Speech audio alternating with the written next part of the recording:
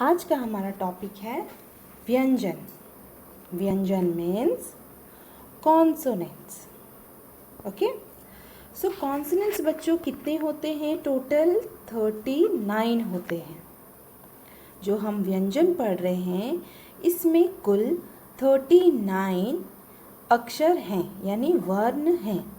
आज हम उन वर्णों को आज तक हम लोगों ने सिंपली पढ़ा है कि क से लेके श्रा तक लिखना है, क से लेके श्रा तक लिखना है और कुछ इस तरह से लिखना है। लेकिन बच्चों कभी ये ध्यान दिया है कि इनको इसी हिसाब से क्यों लिखते हैं? ये 5-5 के अक्षरों में क्यों बटे हुए हैं? 5 लेवल्स में क्यों बटे हुए हैं? ये अलग से ये सारे क्या है? इन सब के बारे में आज हम पढ़ेंगे। तो बच्चों शुरू से हम लोगों ने पढ़ा है कि हाँ, व्यंजन मीन्स कॉन्सोनेंट्स और वो 39 होते हैं। ओके, ऐसे तो ये 37 होते हैं, लेकिन ये जो एक्स्ट्रा ये यहाँ पर जो है जिसको हम लोग अगात तरीके से बोलते हैं, जो कि द्विगुण व्यंजन कहलाते हैं, अगर इनको हम जोड़ दें तो ये कुल 39 होते हैं। और व्यंजन 39 ही होते हैं कंप्लीटली। और वो किस हिसाब से 39 होते हैं ये धीरे धीरे आज हम जानते हैं। तो बच्चों ये जो है 39 वर्ण यानी जो 39 ये अक्षर है व्यंजन की, ये क्या क्या है?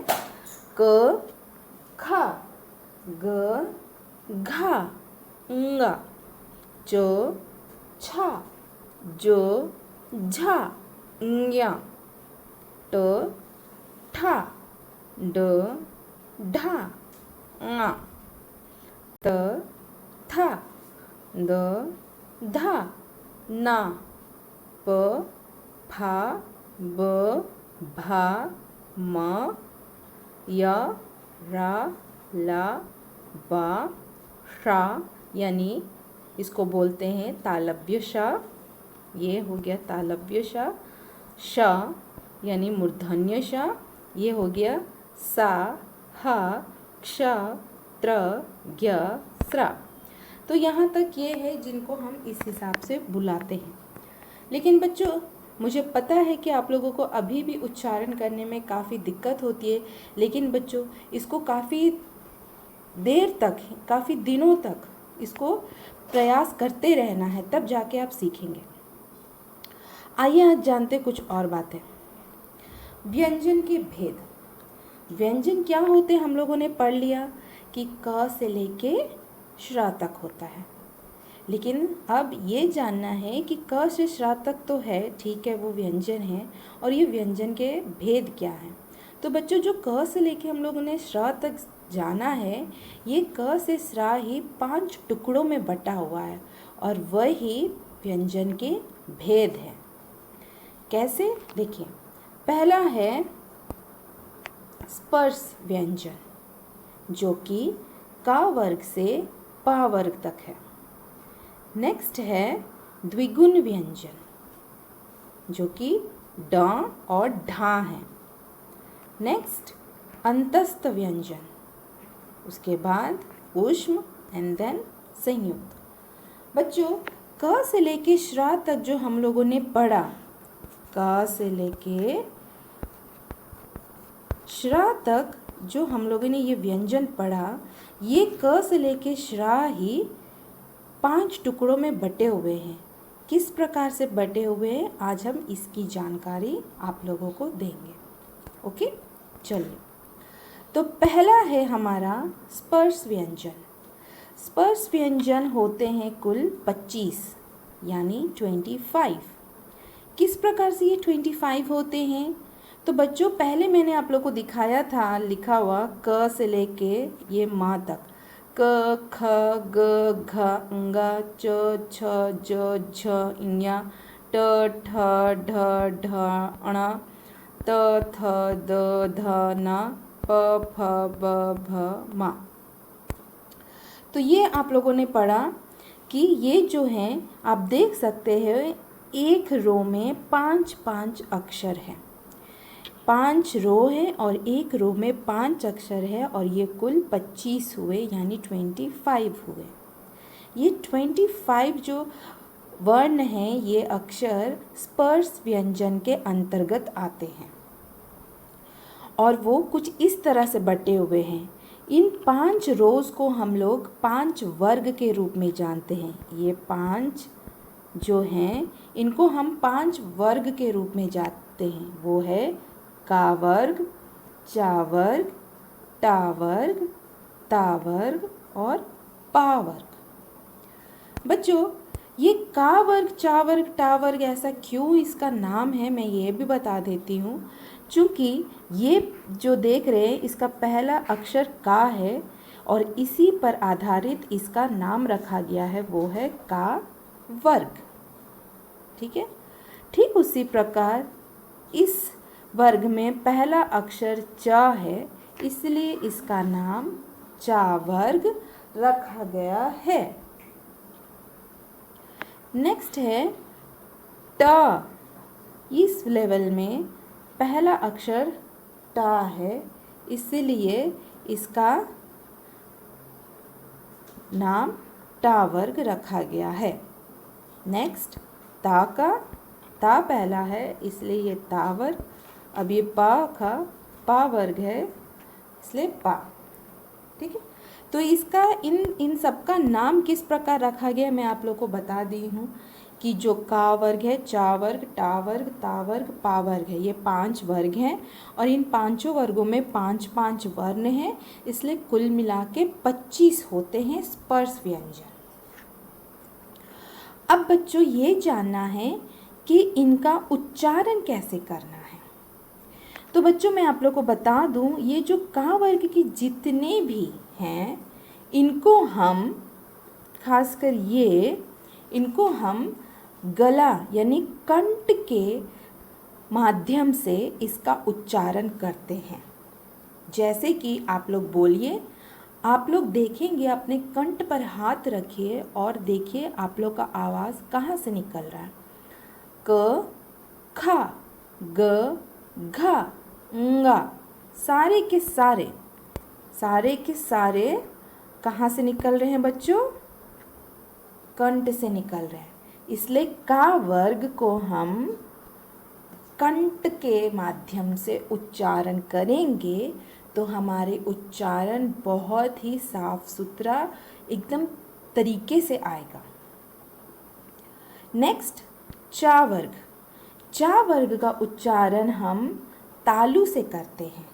तालु मतलब मैं बता दूं बच्चों, पैलेट।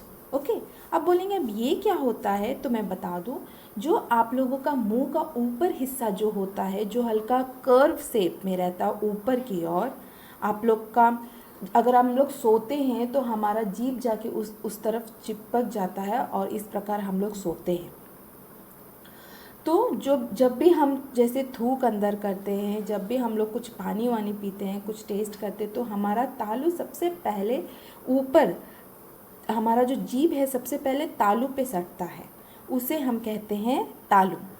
और आप ध्यान दीजिएगा, जब कभी भी आप चा का उच्चारण करेंगे तो आपका जीभ आपका मुंह का ऊपरी हिस्सा में सटेगा और इसी कारण इसे उच्चारण सही तरीके से हो, इसलिए इसमें बताया गया है कि जब कभी भी आप लोग को इन अक्षरों का उच्चारण साफ करना है तो अपने जीभ को अपने तालु से सटाएंगे तो उनका उच्चारण बिल्कुल ही अच्छे से होगा। जैसे च, छ, ज, झा, या। आप लोग भी बोलिए। यस, बोलेंगे तो आप लोग को भी पता चलेगा कि किस हिसाब से आपका टंग जो है, जीभ है, वो आपके ऊपर वाले हिस्से में सट रहा है। इसीलिए बोला गया है कि च यानी च वर्ग का उच्चारण करने के लिए तालु का प्रयोग करेंगे तो उच्चारण अच्छे से होगा।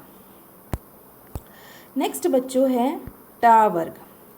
अब टा वर्ग में आप लोग को मूर्धा के सहित उच्चारण करना है। अब मूर्धा का मतलब ये होता है बच्चों कि जब आप अपनी जीभ को घुमाकर ऊपर के तालु में सटाते हैं तो वो उच्चारण में मूर्धा कहलाता है। वो जब इस तरह से हम लोग करते हैं तो वो मूर्धा कहलाता है। और इसी के हिसाब से इस तरीके से अगर आप उच्चारण करेंगे तो आप टा वर्ग का उच्चारण अच्छे से कर पाएंगे। चलिए, पहले आप अपने जीभ को घुमाइए और उसके बाद ऊपर में तालु में टच करते जाइए जब जब जो अक्षर बोलेंगे। जैसे ट, ठ, ड, ढ, ना। देखिए बच्चों, आप लोग भी प्रैक्टिकल कीजिए, आप लोग को पता चलेगा कि आपकी जो जीभ है वो घूम रही है और घूमने के बाद वो ऊपर में टच हो रहा है। जब जब जो अक्षर बोल रहे हैं आप टा वर्ग के, उन सभी अक्षरों में आपका जीभ तालु को टच हो रहा है, आपके मुंह के ऊपर हिस्से को टच करके आ रहा है। बच्चों, चा वर्ग और टा वर्ग में केवल इतना अंतर है, चा वर्ग में हम तालु को छूते हैं लेकिन सीधे जीभ से, और टा वर्ग में हम लोग तालु को छूते हैं जीभ को घुमाकर। ठीक है बच्चों। अब नेक्स्ट है ता वर्ग। ता वर्ग में आप देखेंगे कि आप दंत यानी दांत का प्रयोग अधिक कर रहे हैं। बच्चों, इन सारी जो हम उच्चारण करते हैं इसमें हमारे मुंह के सभी हिस्सों का बराबरी में बोल सकते हैं इनका जो है योगदान रहता है, किंतु जिस हिस्से का सबसे ज़्यादा योगदान रहता है उस हिस्से पे ध्यान देने से हमारा उच्चारण अच्छे से होता है। जैसे का वर्ग में कंठ का प्रयोग ज़्यादातर होता है, चा वर्ग में तालु का, टा वर्ग में मूर्धा का प्रयोग ज़्यादा होता है, और उसी हिस्से पे हम ध्यान देंगे तो हमारा उच्चारण अच्छे से होगा। इस चीज़ को आप लोग प्रैक्टिस कीजिएगा, इसको प्रयास करते रहिएगा। नेक्स्ट ता वर्ग है, तो ता वर्ग में दांत आता है यानी दंत। तो एक बार बोल के देखिए, त, थ, द, ध, न। आप लोग देखेंगे बच्चों, आपका जो टंग है, आपकी जो जीभ है, वो आपके दोनों दांतों के ऊपर और नीचे यानी अपर जॉ और नीचे जॉ, लोअर जॉ के बीच में आके टकराती है। त, थ, द, ध, न। आपकी जो टंग है, आपकी जीभ है, वो दांतों के माध्यम में आती है। इसीलिए आप देख सकते हो कि टंग तो यूज़ हो ही रहा है, जीभ यूज़ हो रहा है, लेकिन इसमें अंतर क्या है कि अब आपका जीभ तालु पर नहीं, मुड़ कर नहीं, दांतों के माध्यम से आवाज़ निकालने की कोशिश कर रही है। इसीलिए ता वर्ग में हम लोग दांत का प्रयोग करते हैं तो हमारा उच्चारण अच्छे से आएगा। नेक्स्ट पा वर्ग। पा वर्ग में बच्चों हम होंठ यानी ओष्ठ का प्रयोग करते हैं। देखेंगे, आप लोग बोल के देखिए, जब आप लोग बोलेंगे हमारे मुंह के सारे हिस्से काम तो करते ही हैं, लेकिन जिस हिस्से का सबसे ज़्यादा योगदान रहता है हम उस हिस्से पर जोर डालेंगे तो हमारा जो उच्चारण है वो काफ़ी अच्छे से निकलता है। और पा वर्ग में आप लोग देखिए, आपके दोनों होंठ सटते हैं, प, फा, ब, भा, मा। सभी अक्षरों में आपके होंठ सट रहे हैं।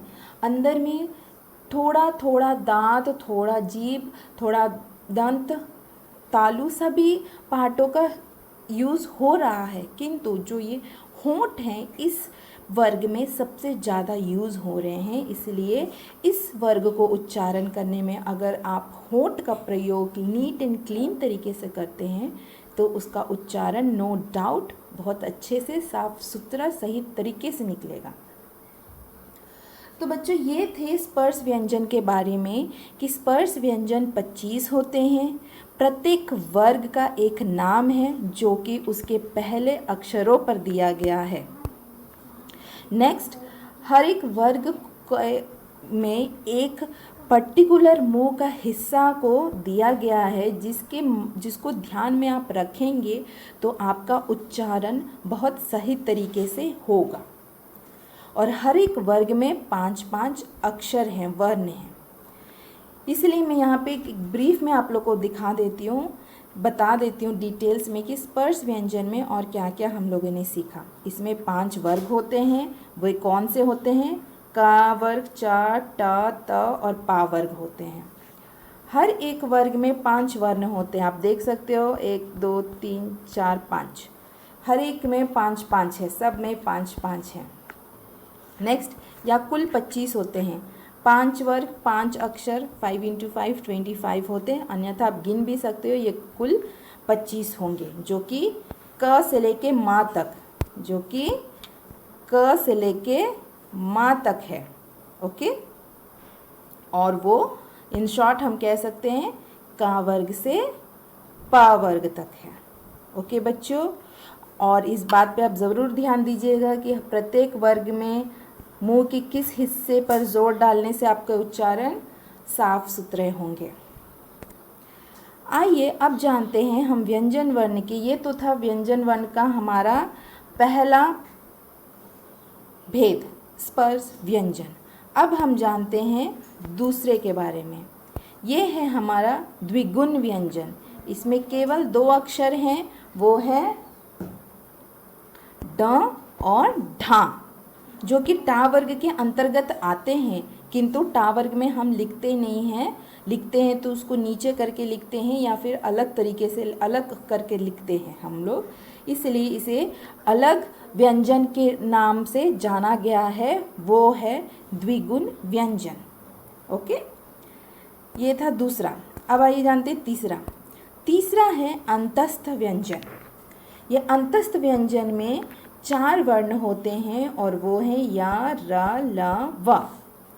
ये चारों को हम एक लेवल के नाम से, एक नाम से जानते हैं, वह है अंतस्थ व्यंजन, और ये कुल 4 होते हैं। हमारा 4th भेद है ऊष्म व्यंजन। है क्या?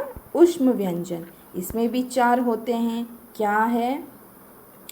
तालव्य श, मूर्धन्य श, स, हा। बच्चों, आप लोग अक्सर इन दोनों को उच्चारण करने में कंफ्यूज हो जाते हो कि कैसे करें। सिंपल सी बात है बच्चों, इसमें थोड़ा मुंह खोल के शा कहते हैं पूरे जीभ को घुमा के, और इसमें थोड़ा कम जोर लगाते हैं और इसमें बिल्कुल भी नहीं लगाते हैं। ओके, तो श, श, सा। ओके, इसमें पूरा तरीके से मुंह को साफ सुथरा करके बोलते हैं स। ये श, श, स। और अगर आप लोग को तब भी आप लोग को इनका उच्चारण करने में दिक्कत होती है तो आप सिंपली ये भी कह सकते हैं कि ये तालव्य श है, क्योंकि तालु में सटता है। ये मूर्धन्य श है, इसको उच्चारण करने में हम जीभ को घुमा के तालु में सटाते हैं। और ये सा है और ये हा है। समझ आया बच्चों कि इसको हम तालव्य श क्यों कहते हैं? क्योंकि इसके उच्चारण में हम जीभ को सीधा सीधी, जैसे चा वर्ग में करते हैं, सीधा सीधी जीभ को रखकर तालु पर टच करते हैं, तो सा। और ये मूर्धन्य श, क्योंकि हम जीभ को घुमा के इसको उच्चारण करते हैं, श। और ये तीसरा है स, और ये हा। ये चारों हैं ऊष्म व्यंजन में आते हैं, और ऊष्म व्यंजन में भी अंतस्थ व्यंजन के तरह 4 वर्ण होते हैं। हमारा लास्ट है संयुक्त व्यंजन। संयुक्त व्यंजन में भी बच्चों 4 वर्ण आते हैं, और वो 4 ये हैं क्ष, त्र, ज्ञ, स्र। बच्चों, मैं आप लोग को बता दूं कि इनको हम संयुक्त व्यंजन क्यों कहते हैं। इनको हम संयुक्त व्यंजन इसलिए कहते हैं क्योंकि ये 2 अक्षरों के संयोग से बना है। संयोग यानी जोड़ने से बना है। जैसे क्षा का हम लोग क और शा को जोड़ के बनाते हैं, जो कि एक हमारा स्पर्श व्यंजन है, जो कि एक हमारा स्पर्श व्यंजन से आता है और दूसरा हमारा आता है ऊष्म व्यंजन से। इन दोनों व्यंजनों को जोड़ देते हैं तो हमारा संयुक्त व्यंजन का एक अक्षर बनता है, वो हैक्षा।क्षा बच्चों, पूरा पूरी हम ना का बोलते ना पूरा पूरी शा बोलते, दोनों को जोड़ के बना है, इसलिए दोनों का उच्चारण उसमें रहता हैक्षा। शुरुआत में क जैसा शब्द आता है, लेकिनक्षा से उसका अंत करते हैं,क्षा। नेक्स्ट है हमारा त्र। त्रा में देखिए बच्चों, ये एक हमारा जो है, ये भी हमारा स्पर्श व्यंजन है और ये हमारा दूसरा अंतस्थ व्यंजन है। एक स्पर्श है और दूसरा अंतस्थ व्यंजन है। इन दोनों को जोड़ने से त्रा बना। तीसरा हमारा है ज्ञा। ज्ञा ज्ञा कैसे बना हमारा? ये दोनों ही हमारा स्पर्श व्यंजन है, ज और ञ। ये दोनों ही हमारे स्पर्श व्यंजन से हैं, ये दोनों अक्षर, और इन दोनों को तालमेल से बना है ज्ञा। नेक्स्ट है बच्चों स्रा। श्रा यानी श और रा। एक हमारा ऊष्म व्यंजन है और दूसरा हमारा अंतस्थ व्यंजन है। ये अंतस्थ व्यंजन और ऊष्म व्यंजन को जोड़ने से हमारा संयुक्त व्यंजन का श्रा बनता है। हम इनको संयुक्त व्यंजन इसलिए कहते हैं बच्चों, मैंने पहले भी कहा, क्योंकि ये दो अक्षरों के संयोग से बना, यानी दो अक्षरों को जोड़ने से जब तीसरा अक्षर का निर्माण हो तो वैसे अक्षरों को हम संयुक्त व्यंजन कहते हैं, और ये भी कुल 4 होते हैं। तो आई होप बच्चों आप लोगों को ये चीज़ समझ आ गया होगा कि किस तरह से हमारे ये जो कुल व्यंजन है 39, ये क से लेके श्रा तक है, और ये किस हिसाब से अलग अलग हिस्से में बटे हुए हैं, है ना। ये किस हिसाब से अलग अलग हिस्से में बटे हुए हैं। ये एक हिस्सा हो गया जो कि स्पर्श व्यंजन है, ये दूसरा हो गया जिसे द्विगुण व्यंजन कहते हैं, ये पूरा तीसरा हो गया जिसे हम अंतस्थ व्यंजन कहते हैं, ये हमारा फोर्थ हुआ जिसे हम ऊष्म व्यंजन कहते हैं, और ये हमारा संयुक्त व्यंजन हुआ। इस तरह से हमारा व्यंजन 5 हिस्सों में बटा हुआ है। आई होप बच्चों आप लोग को बहुत अच्छे से समझ आ गया होगा, और आप लोग इसको उच्चारण करके, इसका इस हिसाब से उच्चारण करके इसका प्रैक्टिस ज़रूर कीजिएगा। इससे आप लोगों का उच्चारण करने में बहुत साफ आप लोग को क्लैरिटी मिलेगी, और आगे जाके स्पेलिंग्स या रीडिंग में भी आप लोग काफ़ी क्लियर रहेंगे। I hope you enjoyed my video. Thank you.